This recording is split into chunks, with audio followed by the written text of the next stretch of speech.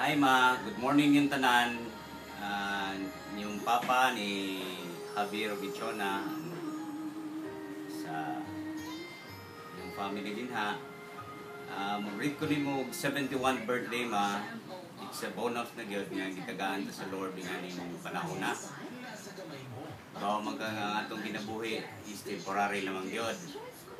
So the good thing maswerte ka yun ay anak ni mo, concern ni mo, nakahatag ni mo hayahay sa imong paginabuhi ninyong papa karon. So just stay in good health, then proper diet, less stress. Kasi akong ingon, bonus na kayo ng idara na niabot ka ng panahon na. So happy birthday ma, and many more birthdays to come. And hi nila ni Javier and Chona. Hopefully, makabisit mo dito sa Philippines soon.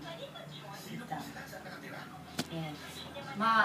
Today is your 71st birthday, a special day, your birthday, and it's another gift of life given from our dear God.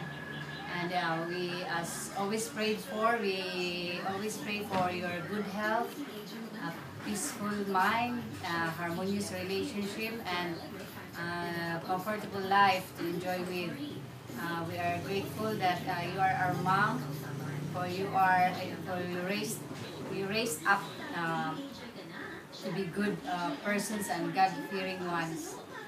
Mom, we missed you and we are looking forward for your vacation here in the Philippines with Chona and Vanessa and Javier. Hopefully next year. Happy birthday, Mom. Okay.